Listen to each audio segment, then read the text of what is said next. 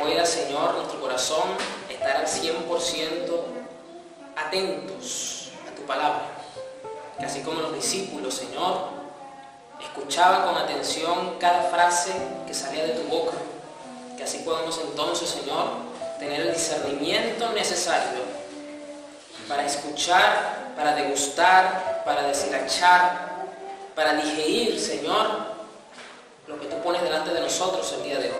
Padre, que no haya absolutamente nada que nos pueda robar la atención, para que crezcamos una experiencia viva, una experiencia de poder en estos tiempos, Señor, que necesitamos raíces cada vez más profundas, sólidas y robustas, para crecer saludablemente en tu gracia y en tu evangelio, Señor, en el nombre de Jesús.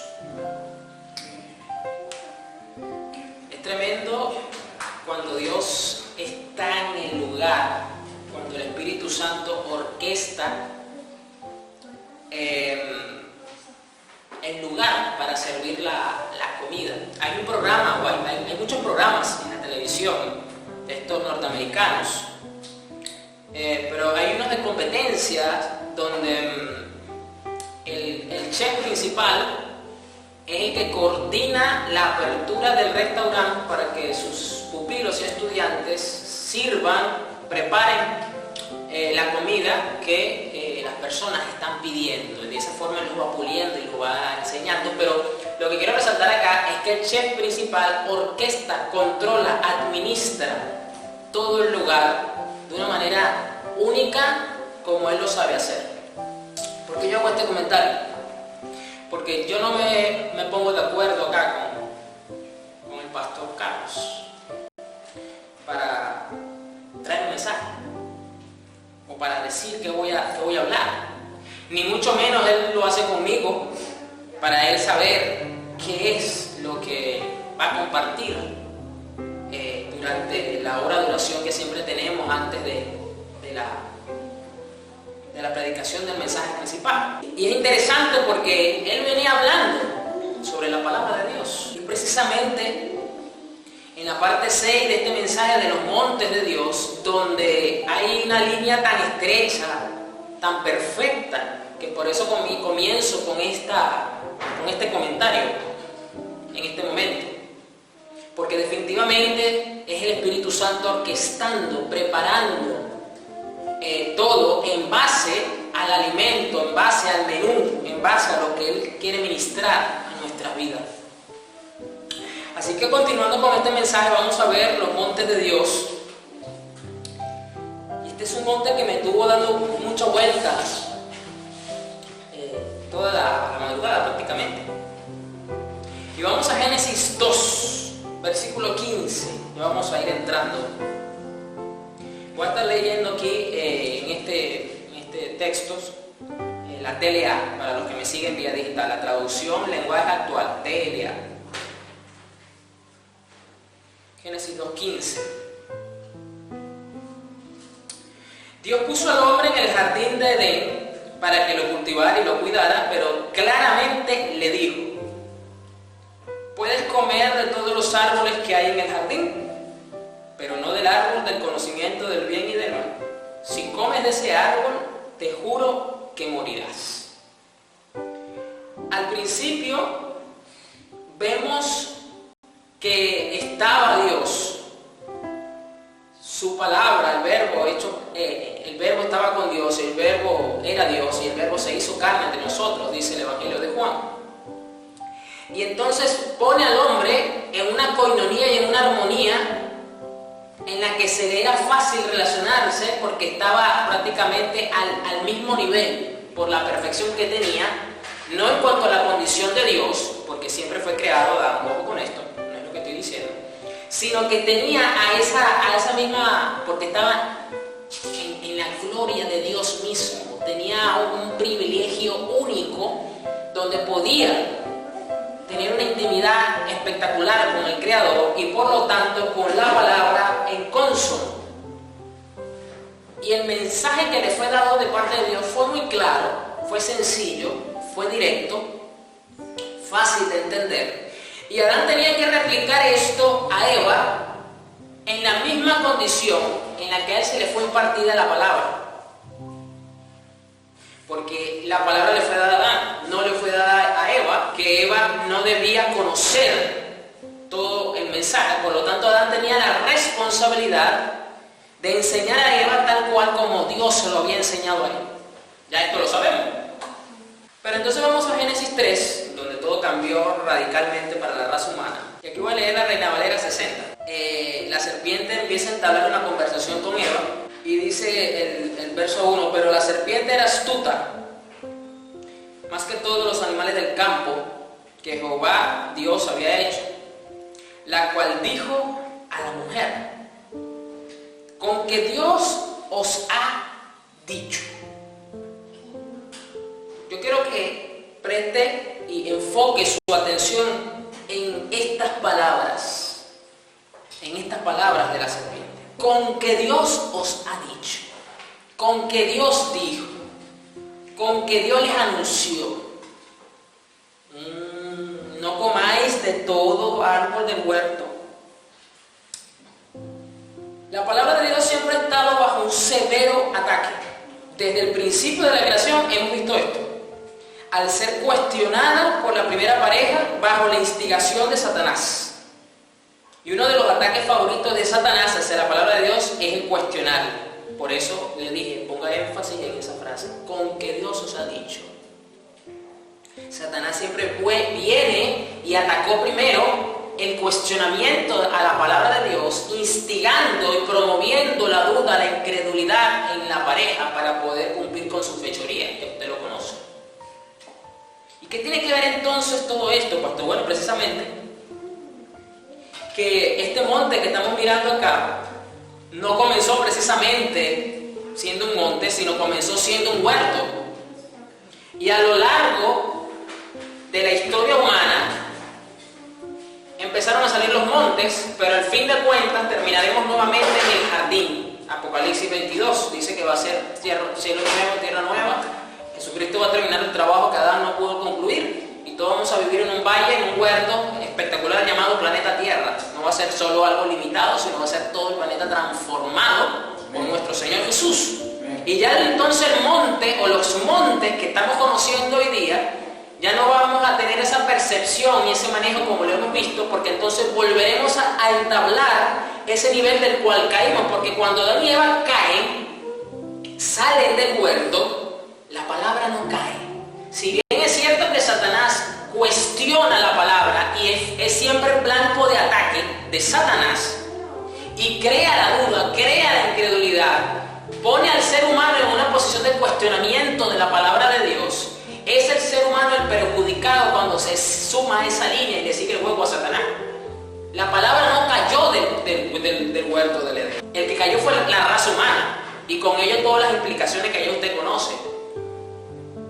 Entonces, ahí es donde es necesario los montes. Porque antes el hombre estaba a la par, como lo vimos. El hombre cuestiona, le sigue el juego a Satanás, porque Satanás siempre tiene un severo ataque. Con que Dios os ha dicho. Y este sutil ataque hacia la autoridad de la palabra de Dios no es para nada nuevo y se sigue repitiendo día tras día desde que Adán y Eva cayeron. Este ataque llega de muchas formas y de distintas maneras, pero el común denominador en este ataque es el deseo por cuestionar, redefinir y oscurecer lo que Dios ha dicho de manera clara y sin ambigüedades. La instrucción que le dieron a Adán fue sencilla, directa, sin ambigüedades, clara, pero Satanás, como tiene en ataque la palabra por lo que implica, busca entonces oscurecer, redefinir, distorsionar, cuestionar la palabra en el ser humano, no en él, en el ser humano. Entonces vemos cómo es necesario ensalzar nuevamente la palabra de Dios. Por eso que este monte que estamos mirando hoy tiene un nombre particular. Se llama el monte de la sola escritura.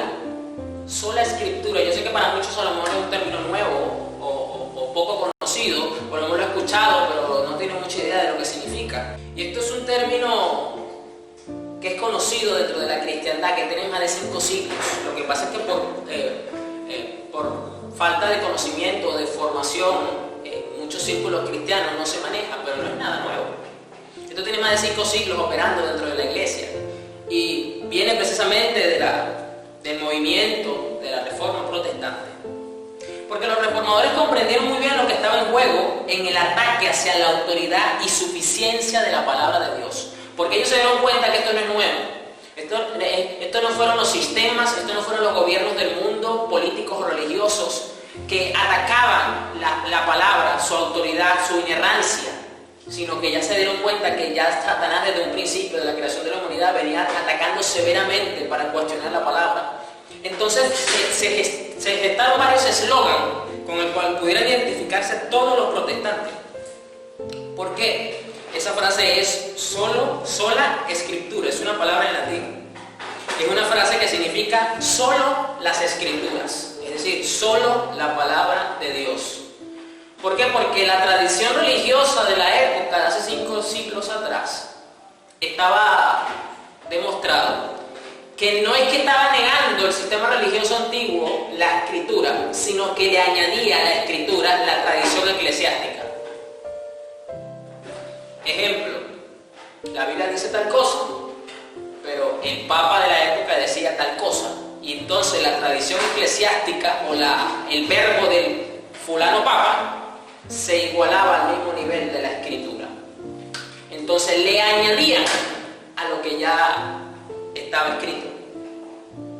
Entonces, en el movimiento de Reforma Protestante, para explicar y dar a entender que nos demarcábamos de estos sistemas que no son cónsonos con la escritura, porque esto muchas veces se le daba más relevancia a lo que la autoridad religiosa más importante de la época decía, que a la misma palabra de Dios. Era exactamente el mismo modelo que Satanás venía haciendo desde la antigüedad. Por eso lo dijo ahorita, no es nuevo. Este ataque llega de muchas formas y de distintas maneras. Porque Satanás, eso exactamente fue lo que le dijo a la mujer. Con que Dios os ha dicho, no comáis de todo árbol del huerto. Y lo interesante de esto es que por Eva, seguirle el juego a Satanás, hizo exactamente lo que él quería. Inclusive le añadió a las palabras de Dios. ¿Por qué? Porque si usted lee en Génesis 3 la conversación que tiene Eva con la mujer, usted se da cuenta que Eva dice algo que Dios no dijo. Eva le dice a la mujer, es que no podemos ni tocarlo, porque vamos a morir. Eso no fue lo que le dijo Dios a Adán, lo que vemos en Génesis 2. Dijo, no comeréis de este fruto. No le dijo que no podía tocarlo como ella lo plantea. Eso no fue lo que le dijo Dios a Adán. Entonces, hasta en este cuestionamiento en el que ya estaba Eva, de duda, de sutilezas, la versión NBB, voy a leerla como lo dice, mire cómo lo dice esta versión. Menos del que está en el centro del jardín, Dios nos dijo que si comemos o tocamos el fruto de ese árbol, moriremos. Eso no fue lo que le dijo Dios a Adán. Dios no le dijo que no podía tocar el fruto. Dios le dijo que no podía comer del fruto. No le dijo que no lo podía tocar. Mentira, silbó la serpiente, no morirán. Vean cómo la sutileza del cuestionamiento fue vendido y fue comprado a la vez por Eva. Lo que pasa es que Dios sabe que cuando ustedes coman del fruto de ese árbol, obtendrán todo el conocimiento, pues podrán conocer el bien y el mal. Ese día ustedes serán como Dios. Y no se dio cuenta Eva y luego Adán que ya eran como Dios, porque no morían. Ya eran como Dios. Eran inmortales. No sabemos cuántos años tenía Adán cuando Dios lo puso a trabajar en el huerto y luego le dio a Eva. No sabemos cuántos años habían pasado de ese momento. No sabemos cuántos años tenía Adán y Eva cuando pecaron. Pero podemos saber que ya tenían unos cuantos años, porque luego que pecaron, usted ve unos capítulos más adelante que Adán tenía más de 700 y pico de años cuando murió. Es decir, ya eso te dice que ya tenía bastante tiempo ya en la tierra. Dice que el hombre más viejo era Matusalén, que usted lo sabe, 900 y pico de años. Pero aquí vemos entonces cómo el ataque y el cuestionamiento a la palabra hoy día permanece y prevalece. Hoy día permanece y prevalece. Y si bien es cierto que los protestantes nacimos con una estirpe para señalar y protestar al sistema religioso que precisamente busca distorsionar la imagen de Dios, torciendo muchas veces su propia palabra y dando pie a herejías que no tienen nada que ver con el fundamento, pues resulta que ahora hoy día tenemos que también protestar hacia adentro, porque los protestantes están teniendo la misma actitud que este sistema religioso que muchas veces hemos atacado, en el buen sentido de la palabra, es decir, para señalar el error. Entonces, esta frase de sola escritura, lo que busca es entonces mostrar la suficiencia de la palabra de Dios, que no necesitamos más otra cosa. Hoy día tenemos inclusive hasta una tendencia en la que tomamos experiencias sobrenaturales o espirituales, como usted la quiera ver, como fundamento doctrinal al mismo nivel de la escritura. Y sola escritura, sola, fue un adjetivo añadido precisamente para demarcar eso, que solo es suficiente la inerrancia del testimonio de la verdad escritural que ya tenemos establecido. Martín Lutero decía algo, a lo mejor para muchos es considerado una frase un poco extremista, pero basado en este principio, que él apenas estaba siendo la punta de la lanza de este movimiento que duró siglos y todavía permanece hoy día, porque la reforma continúa. Él decía: Señor, si no me quieres dar visiones, si no me quieres dar sueños, si no me quieres dar milagros, si no me quieres dar más nada, pero solo con que me des tu palabra, para mí es suficiente. Es una frase de Martín Lutero, porque la suficiencia de la escritura misma, de la palabra de Dios, era todo lo que Adán tenía que defender, era todo lo que Adán tenía que asegurarse de que Eva entendiese completamente. Por eso es que la caída de Eva también involucra a Adán y es responsable, porque luego de que usted sabe que Eva comió, dice que le dio al marido y el marido comió. Entonces esto a mí me habla de que en el momento de que nosotros descuidamos la suficiencia de las escrituras, nuestra vida espiritual corre peligro, iglesia. Y por eso hoy día tenemos tantas cosas que se ven. Dime en qué condiciones tienes tú la suficiencia de la escritura en tu vida y te diré el estado de tu salud espiritual. Alguien una vez me dijo que solo era necesario orar para tener intimidad con Dios. Yo le dije: ¿tú puedes caminar con una sola pierna? No, necesitaría una muleta, pero no entiendo por qué me dice eso, pastor. Yo le dije: porque necesitas dos piernas, ¿verdad? Bueno, necesitas orar y necesitas la palabra para poder caminar y seguir al maestro. No te sirve una pierna y una muleta, así no funciona. Las dos son necesarias. Las dos se autoalimentan una de la otra. Entonces es necesario que la sola escritura sea ensalzada nuevamente, sea la suficiencia. Y yo con esto no le estoy quitando méritos, ojo con esto, a las demás formas y maneras que Dios pueda tener para comunicarse. Yo no le estoy quitando mérito a eso, ni le estoy quitando los méritos a las señales y maravillas que Dios puede hacer en su soberanía y en su poder, porque el Evangelio es poder de Dios para salvación, y hay un poder sobrenatural que respalda sus palabras, que respalda su Evangelio. Solo que la norma a seguir es lo que ya está escrito. Es lo que ya está escrito. Es eso lo que más debemos de considerar y tener presente siempre. Que Dios le plació responderme a través de un sueño. Bueno, Dios es soberano, Dios sabe lo que hace. Yo le digo una cosa: yo confío más en la capacidad de Dios para comunicarse al hombre que el hombre que confiar en la capacidad del hombre para escuchar a Dios. Porque cuando Dios te quiere hablar, créeme que lo vas a escuchar. Amén, amén, amén. Si no, pregúntale a Balaam. Estaba tan terco y tan obstinado, tan endurecido en su pecado y en su posición de orgullo, que no escuchaba por otros medios, y Dios le tuvo que abrir la boca a la burra que estaba montando. La Biblia dice que Balaam escuchó la palabra de la burra, reconoció al Dios que le estaba hablando. Así que entonces Dios habla. Pero ¿es la norma a seguir entonces la escritura que ya tenemos? Sí. Esa es la norma a seguir. Eso es lo común. Ahora, vamos ahora a Éxodo 31, verso 18. Vemos algo acá con Moisés. Después que Dios le habla a Moisés, designa a los expertos que Dios puso su espíritu sobre ellos para que labrasen todo lo necesario para el tabernáculo, para que todos siguieran las órdenes como Él se le había dado a Moisés. En el versículo 18, el capítulo termina diciendo, Dios le da pues el tema del sábado, toda esta cosa.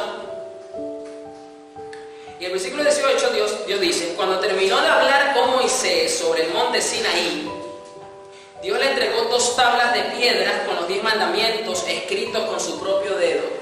Siempre debemos procurar ir al monte de la palabra, porque solamente cuando estamos en este monte que Dios nos va a hablar, vamos a tener instrucción, vamos a tener directrices. Por eso que en nuestra devoción diaria, en nuestra comunión personal, siempre debemos mezclar la oración, la intercesión, el clamor, el ruego, como usted lo quiera ver, junto con un estudio, con una devoción profunda de la lectura bíblica. Si bien es cierto que nuestros ojos se pueden fatigar, ya sea porque lo leas vía digital y la luz del aparato con el que lo leas afecta la visión muchas veces, o ya sea porque te fatigaste de tener la Biblia en físico, normal, porque tu cuerpo se fatiga, pero no debemos de permitir que esa fatiga sea una excusa para mantenernos lejos de lo que se nos dice. Un político, un líder político de Venezuela, haciendo uno de estos foros políticos online de izquierda, él decía esto.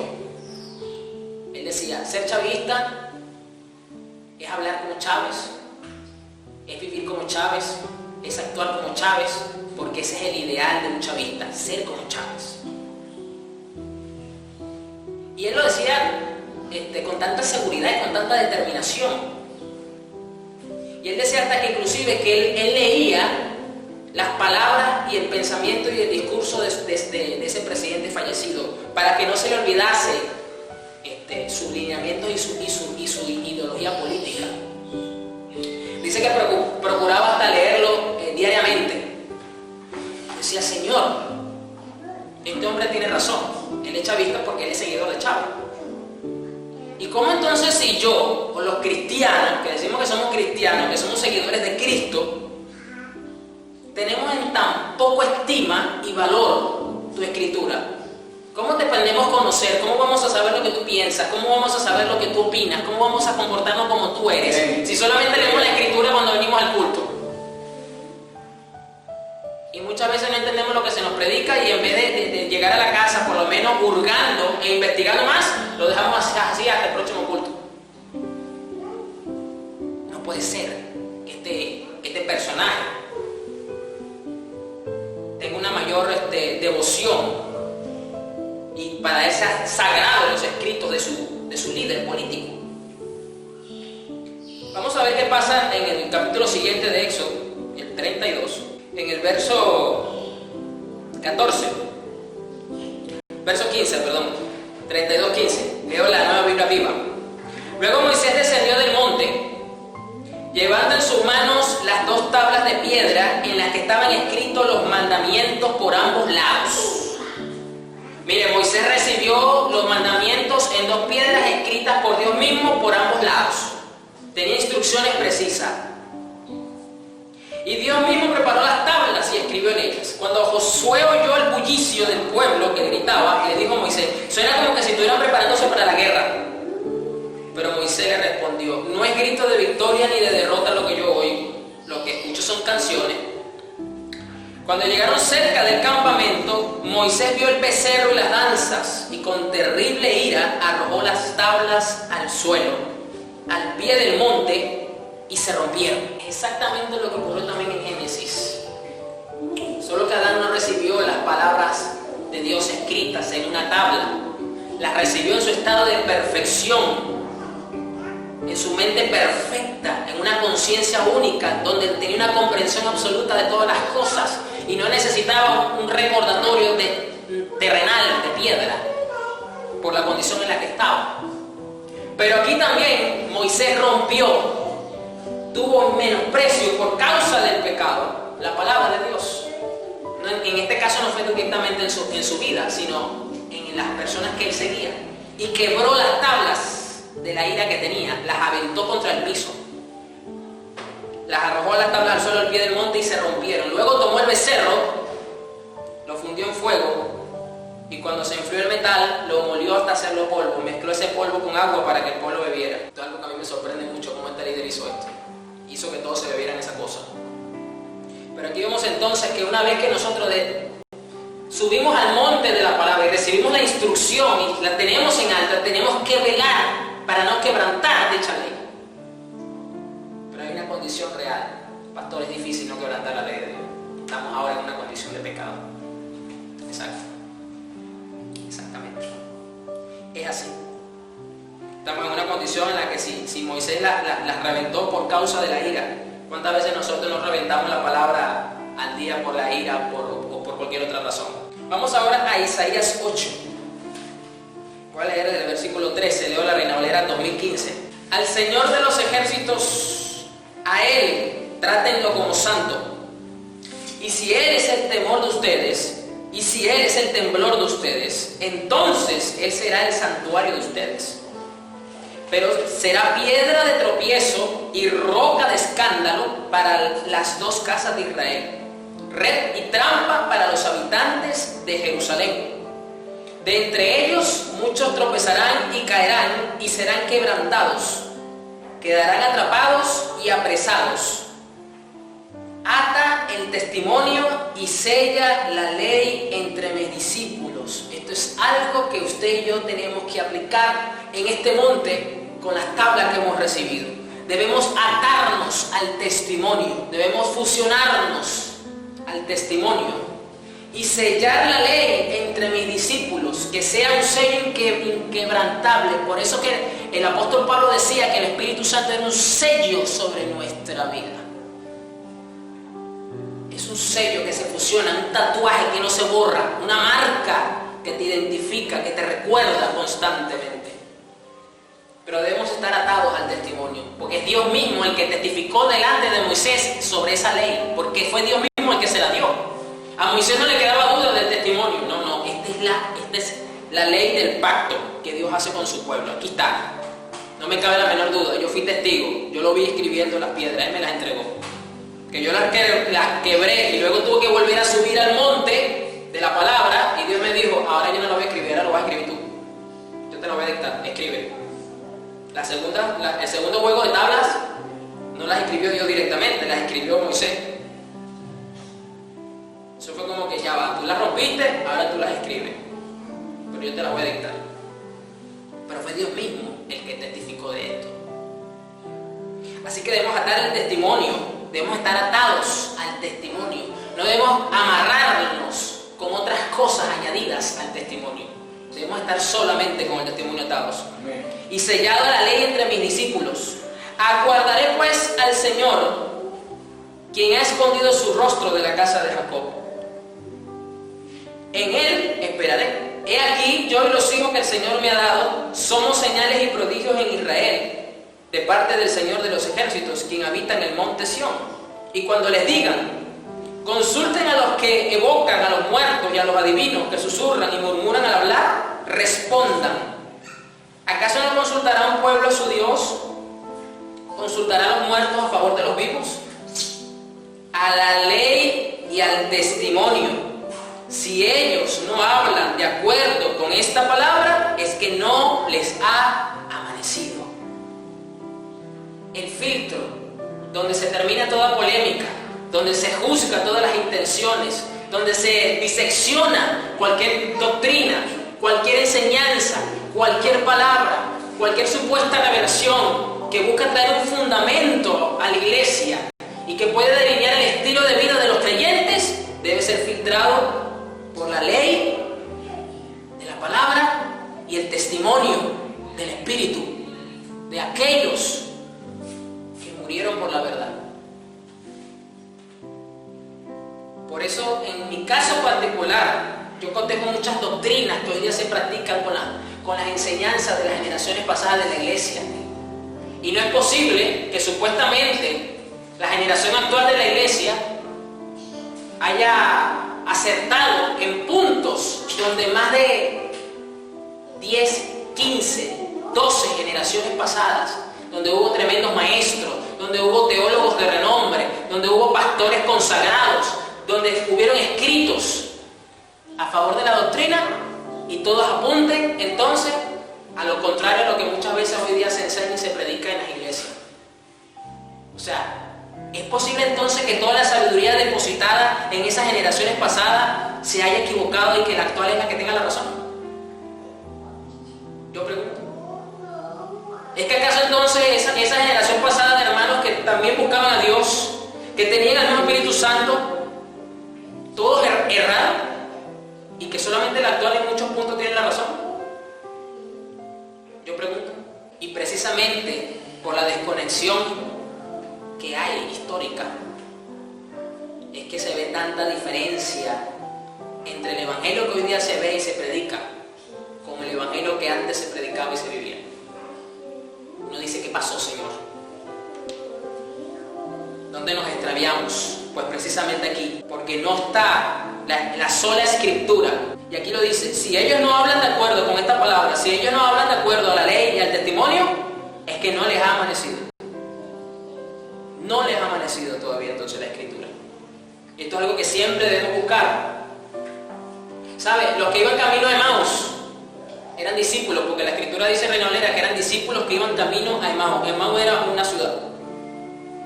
Iban conversando, acababa de pasar, estaba reciente la muerte, lo que pasa es que todavía no se les había revelado la resurrección del maestro. Pero estaban conmovidos por lo que había pasado.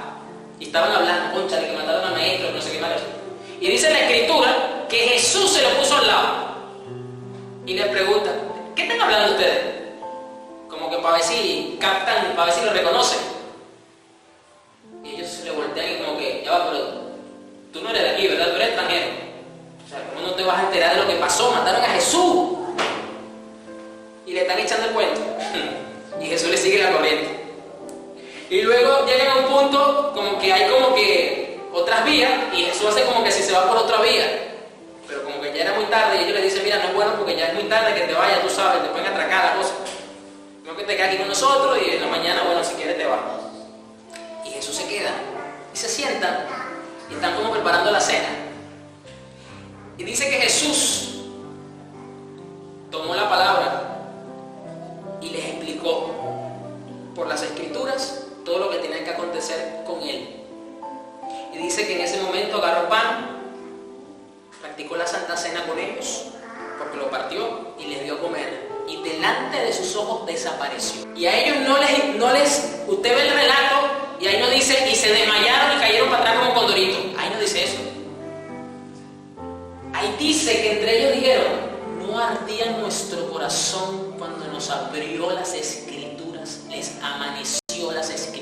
Estaban prestando atención a la palabra, que era lo más importante, y pudieron tener luz de que era Jesús mismo el que tenían enfrente. Por eso no les cayó de sorpresa que desapareciera delante de ellos. Les amaneció la oscuridad que tenían. Cristo les alumbró. Y así nos puede estar pasando, ¿sabes? Podemos estar caminando con Jesús todos los días. Podemos estar teniendo un culto, una devoción diaria. Podemos estar perteneciendo a diferentes iglesias. Podemos tener diferentes actividades dentro de las congregaciones. Y no estamos conociendo, porque no nos ha amanecido Jesús por medio de la Escritura. No podemos decir que conocemos a Jesús, que nos ha amanecido Jesús, si estamos velados en las Escrituras. Si el testimonio y la ley no es la supremacía misma en nosotros. ¿Usted sabe que es preocupante? Decirle amén cuando alguien se para en un púlpito y dice cosas en las que no tiene ni siquiera fundamento bíblico para afirmar tales cosas. Voy más allá. Cristianos que se atreven a hacer afirmaciones sin tener fundamento bíblico de lo que dicen. Eso es delicado. Por eso es preferible decir que vas a dar tu opinión para hacer una separación de lo que la Biblia dice. Pero esta es la posición en la que estamos hoy día. No están atados al testimonio y no están sellados con la ley de Dios, ni mucho menos tienen como filtro la ley y el testimonio. No es sola la Escritura. Es lamentable saber y escuchar de iglesia es que el hermano Sutanejo va a predicar y estuvo poderoso lo que dijo del sueño. Está bien, dijo sueño. ¿Pero en qué de la escritura? ¿Dónde está el fundamento bíblico? Porque eso es lo más importante, sola la escritura. Sola escritura. Es eso lo que fundamenta. Es eso. Desde Isaías ya Dios se lo venía diciendo a la nación de Israel. ¿Y qué pasaba, por ejemplo, con la Iglesia Católica? Bueno, la Iglesia Católica no negaba la gracia salvadora, pero a la misma le añadía obras. No negaba la justificación por la fe, pero añadía las indulgencias como medio de justificación. No negaba a Cristo, pero añadió la veneración a la Virgen y a los santos. No negaba la gloria de Dios, pero el Papa era el vicario de Cristo en la tierra. No era suficiente la Escritura. Y por eso nació entonces este eslogan, sola Escritura. Es solo la Biblia, es solo la ley, el testimonio, el código de conducta. Y yo siempre lo he dicho, muchas veces la Biblia no es difícil de entender, sino es difícil de aceptar, sobre todo cuando se te confronta con posiciones que tienes de mucho tiempo y se te muestra a la luz de la Escritura lo que la Biblia dice al respecto. O lo que más dice la Biblia al respecto, porque lo que pasa es que muchas veces tenemos posiciones parciales sobre una doctrina, pero cuando se nos amplía el panorama y vemos mucho más, ahí la cosa cambia y nos cuesta aceptar el resto, porque no tenemos solamente la ley del testimonio como fundamento. Jeremías 6:16, leo la Reina Valera 60. Dice, así dijo Jehová, paraos en los caminos y mirad y preguntad por las sendas antiguas, cuál sea el buen camino, y andad por él, y hallaréis descanso para vuestra alma. Mas dijeron, no andaremos. Puse también sobre vosotros atalayas que dijesen, escuchad al sonido de la trompeta. Y dijeron ellos, no escucharemos. Por tanto, oíd naciones y entended, oh congregación, lo que sucederá. Oye tierra, he aquí yo traigo mal sobre este pueblo el fruto de sus pensamientos, porque no escucharon mis palabras y aborrecieron mi ley. Ahora miren cómo lo dice la Nueva Biblia Viva, la NBB. Escuchen. El Señor les dio el mejor consejo. Pregunten dónde está el buen camino, las instrucciones justas en las que antes se orientaban. Este es el llamamiento que Dios está haciendo a esta generación actual, de volver a la senda antigua. De volver a las instrucciones justas que dejaron, que menospreciaron, por arropar y asumir muchas posiciones, muchas doctrinas, que nunca fueron tampoco ni siquiera confirmadas por las generaciones pasadas. Pero resulta que eso en ellos se equivocaron, toditos ellos se equivocaron. Más de 10 generaciones de cristianos de iglesia se equivocaron. Pero la que está actualmente sí tiene razón en muchas posiciones, según ellos. Y vuelvan a vivir conforme a ellas. Ya verán lo bien que se sentirán por ello. Pero responden, no estamos bien así, no quiero aceptar eso, no estoy de acuerdo. Luego puse sobre ustedes vigías que les advirtieran, escuchen el sonido de la trompeta, les indicará cuando una desgracia se acerque. Pero dijeron, no pondremos atención. Por lo tanto, este es el decreto contra mi pueblo, escúchenlo, pueblos que viven lejos, escúchalo, pueblo mío de Jerusalén, escúchenlo la tierra entera. Traeré desgracia sobre este pueblo, será el fruto de su pecado, pues no quieren seguir mis instrucciones, rechazan mi ley. Todo mal ha comenzado y se ha mantenido en la raza humana cuando ha cuestionado, menospreciado, dejado a un lado y de prestarle atención a la palabra de Dios. Recuerde cómo comenzamos en Génesis. ¿Dónde comenzó el problema con la humanidad? No comenzó cuando Eva le metió el mordisco a la fruta. Comenzó con Adán por no darle la atención debida a la palabra, de no vigilar en Eva, y de Eva también no vigilar sobre lo enseñado. Ahí vino el problema. Ahí vino el problema. ¿Por qué? Porque Satanás ataca la palabra. Satanás ataca la palabra. ¿Y qué digo mi Señor Jesús en Mateo 24? Una de las señales de los últimos tiempos, ¿cuál era? Dos cosas: apostasía y falsos profetas y maestros. ¿Y qué tienen los dos en común? Que la apostasía es alejarse de la verdad bíblica. Eso es apostasía. Y el falso maestro que enseña cosas que no son verdaderas. Pero si las personas no tienen el filtro de la ley y el testimonio, no están atados a la palabra, dicen amén a todo lo que escuchan, y sobre todo cuando ven señales y milagros. Durante el siglo XX, América Latina fue evangelizada por muchos grupos cristianos y denominaciones. Pero a medida que se llegaba al final del siglo, hubo un alejamiento paulatino de la Biblia como única autoridad. Esta vez no era la tradición de la Iglesia Católica el problema, sino que dentro de los mismos evangélicos se levantaron nuevos movimientos que contaminaron diferentes iglesias y ministerios. Y muchos púlpitos se alejaron de exponer la Biblia y los predicadores utilizaron las Escrituras, que es lo que vemos ahora, para citarlas fuera de contexto, solo para imponer sus propias ideas y para satisfacer sus deseos personales.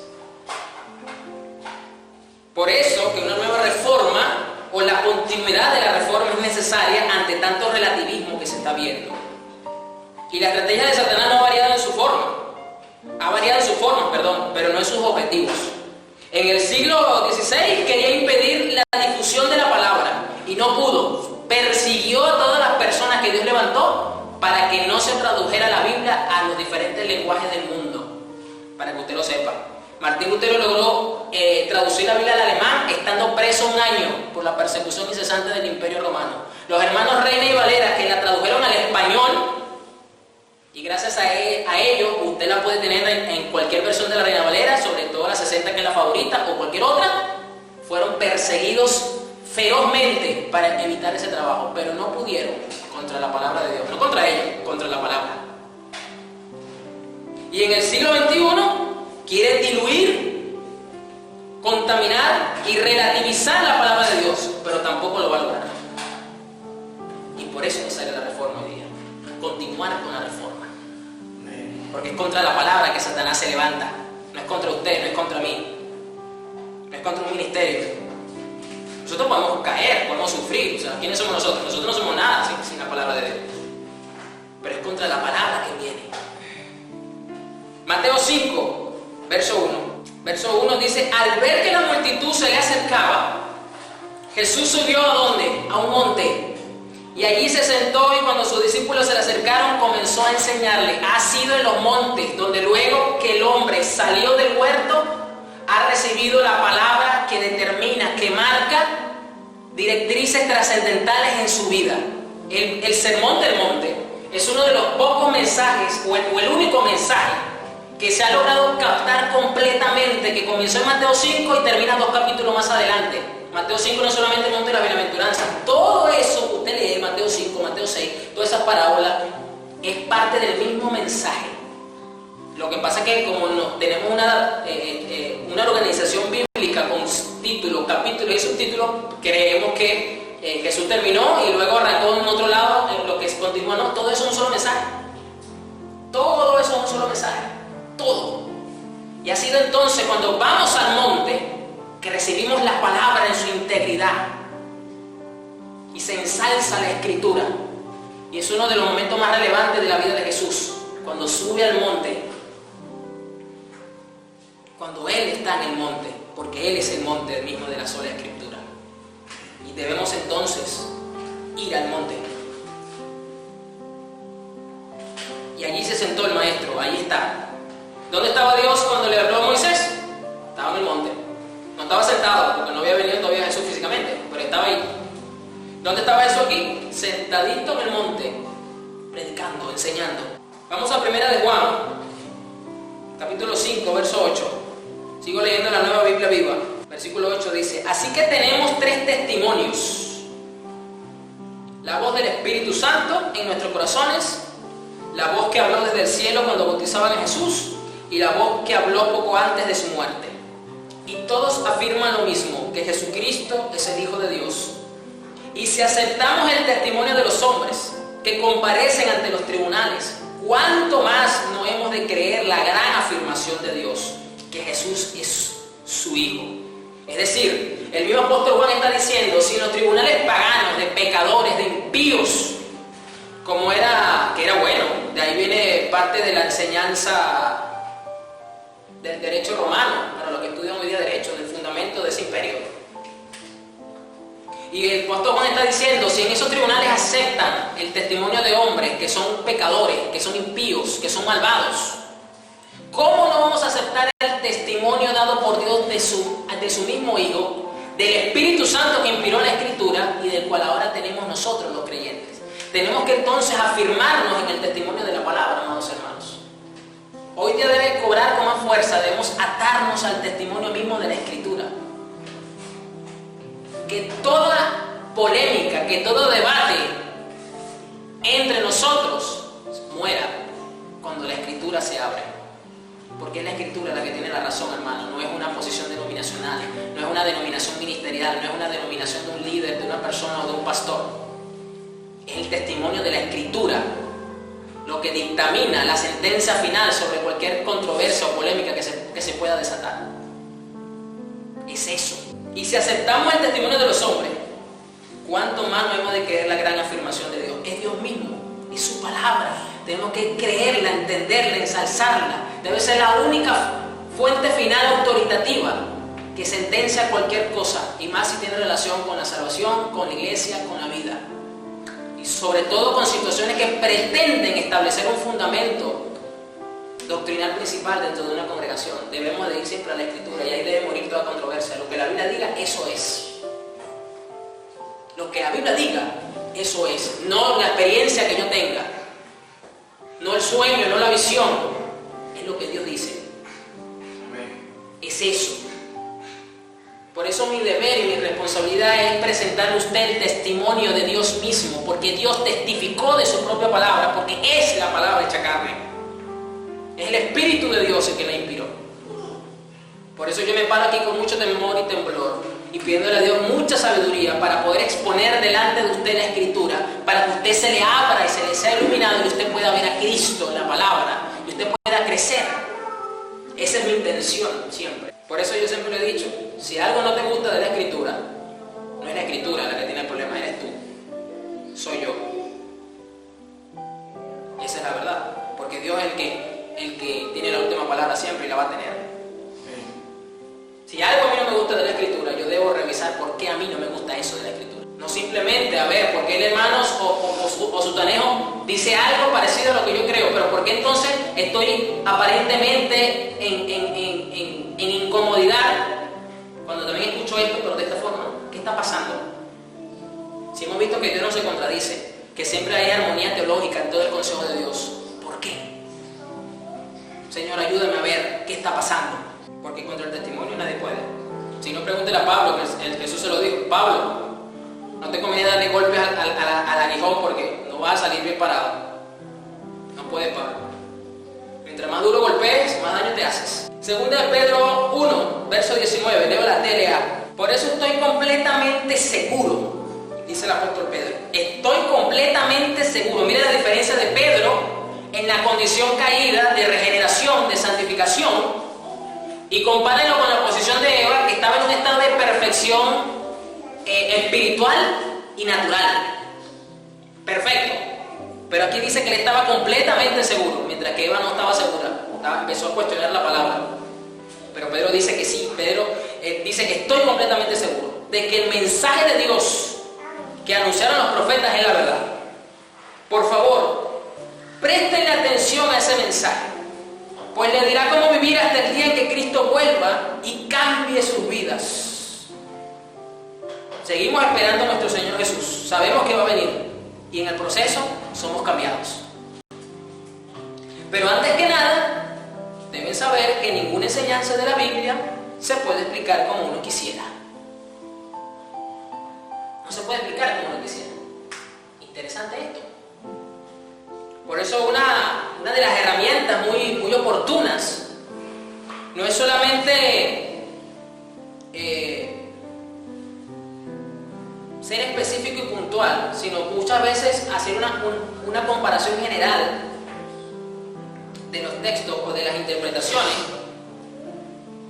no solo con unos cuantos, sino con la mayor cantidad posible. Por eso es que en este caso me gusta revisar, no solo con los predicadores modernos, contemporáneos, porque casi todos manejan la misma línea. Es raro que alguno tenga una línea diferente sobre un tema, es muy raro. Casi todos son cortados con la misma tijera. sino voy más atrás. A ver, ¿qué opinaban las generaciones anteriores sobre un tema? Y ahí sí voy a notar, y he notado la diferencia. Porque no son una o dos generaciones atrás las que tenemos. Son más de 10 generaciones de creyentes que tenían la misma Biblia, el mismo Dios, el mismo Espíritu Santo. Ahí sí la cosa cambia. Los protestantes confiesan su fe en la sola Escritura, y esta doctrina, la cual fue el principio formal de la Reforma, enseña que la Biblia es la suprema norma de fe y conducta en la vida del pueblo de Dios. Conviene destacar que la sola Escritura no equivale a la nuda Escritura, es decir, la noción de que los creyentes solamente deberían leer la Biblia. Yo leo libros cristianos, de autores cristianos, que muchos ya no están presentes entre nosotros, que tienen una riqueza espiritual basada en la Biblia, que lo digo con toda sinceridad y honestidad. Uno de esos libros equivale como a 20 libros de muchos autores modernos, de la carga que tienen. Además de los grandes credos de la historia de la Iglesia,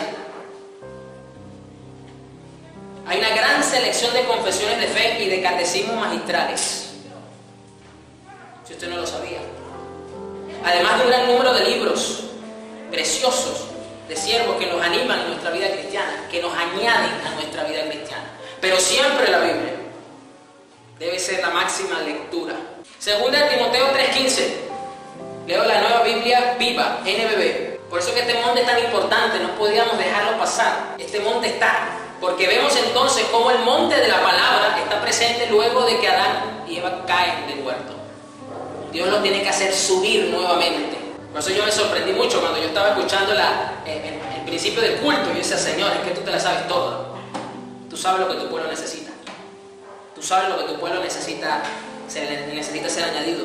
Desde tu niñez conoces las Sagradas Escrituras. Uno de los problemas que tenemos hoy día en los hogares, cada hogar de cada creyente debiera ser una continuación del culto general de la iglesia local a la cual usted pertenece. ¿Por qué? Porque aquí dice que desde la niñez Timoteo conocía las Sagradas Escrituras. ¿Y por qué la conocía? Porque un ángel venía y le abría los rollos delante de él y se los leía. Su padre, en este caso su abuela, dice el apóstol Pablo, reconocía que por ella fue instruido.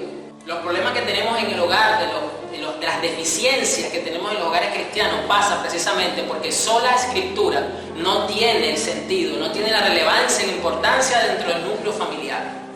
Se pueden reunir para ver Netflix, se pueden reunir para jugar PlayStation, se pueden reunir para ver películas, se pueden reunir para comer, se pueden reunir cuando viene la familia, a conversar, a chacharear. Pero ¿por qué no se reúnen una hora y media para leer y estudiar la Escritura como familia? Hacer un conversatorio familiar de lo que se piensa, de lo que se dice. Pregunto yo. Desde tu niñez conoces las Sagradas Escrituras y estas te pueden dar la sabiduría que se necesita para la salvación mediante la fe en Cristo Jesús. La Escritura entera es inspirada por Dios y es útil para enseñarnos, para reprendernos, para corregirnos y para indicarnos cómo llevar una vida justa.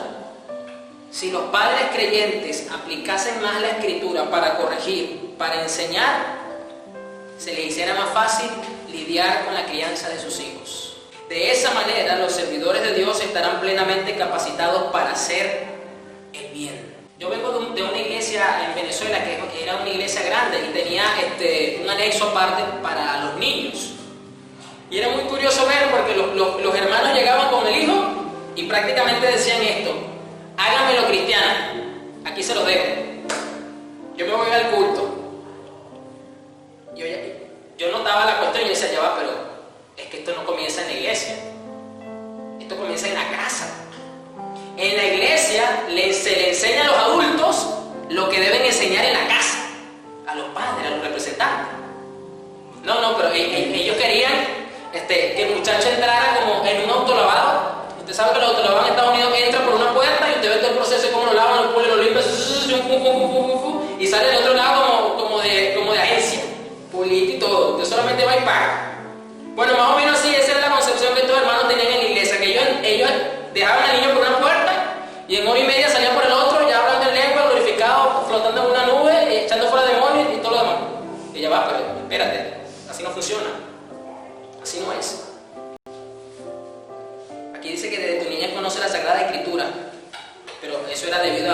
su madre, a su abuela. Y fue entonces que Pablo le puede decir a Timoteo: Timoteo, vas a hacer lo mismo en la iglesia, lo mismo que hicieron contigo desde que eras niño, que conocías las escrituras, te reprendieron y te enseñaron y te corrigieron por medio de ellas. Lo mismo quiero que hagas ahora en la iglesia que te está tocando pastorear, Timoteo. Y terminamos con Isaías 2, volvemos al Antiguo Testamento, aquí leo la NTV. Por lo tanto, sola escritura es lo que debe predominar. Por eso que cuando a mí vienen y me dicen algo, yo digo siempre: ¿qué dice la Biblia al respecto? ¿Qué dice la escritura? Hasta el diablo sabe la Biblia, porque el diablo le citó la Biblia cuando Jesús fue tentado. Ya usted lo sabe, le citó la Biblia y Jesús le respondió con la Biblia correctamente. Ojo, porque el problema no es que te citen la Biblia, porque cualquiera te la puede citar, pero realmente en su respuesta tú te puedes notar en qué condiciones tiene la escritura en su vida esa persona. Isaías 2.1 dice: esta es una visión que tuvo Isaías, hijo de Amós, acerca de Judá y de Jerusalén. En los últimos días, el monte de la casa del Señor será el más alto de todos, el lugar más importante de la tierra. Se levantará por encima de las demás colinas, y gente del mundo entero vendrá allí para adorar. Vendrá gente de muchas naciones y dirán: vengan, subamos al monte del Señor, a la casa del Dios de Jacob. Allí Él nos enseñará sus caminos y andaremos en sus sendas, pues de Sión saldrá la enseñanza del Señor, de Jerusalén saldrá su palabra. El profeta recibe una visión en donde se le dice claramente que el monte que está por encima de todos los montes es el monte donde fluye la palabra y la enseñanza de Dios para con su pueblo. Entonces, si usted se preguntaba ¿cuál era el monte más importante de esta serie, pastor? Es este. Este es el monte sola escritura, porque es el que se levanta por encima de todos los montes, es el que rige, es el que gobierna, es el que delinea y es el que le da sentido a todos los demás. El monte de la palabra, el monte de la escritura. Pues de Sión saldrá la enseñanza y de Jerusalén saldrá su palabra. Vamos a orar. Dios es bueno, Dios es maravilloso. En estos tiempos, cuanto más debemos afianzarnos en la escritura. Ante tanta predicación, ante tantos mensajes en YouTube, es cuanto más tenemos que afianzarnos en la escritura. Más tenemos que atarnos. Yo no sé si, ya usted sabe que usted puede hacer nudos, por lo menos a los Boy Scouts les enseñan a hacer nudos. A los militares les enseñan a hacer nudos también. A los marinos les enseñan a hacer nudos también. Pero nada de esos nudos que estas personas aprenden a hacer, que si nudo para esto, que si nudo para lo otro, que si vas a hacer esto, mejor haz este tipo de nudo.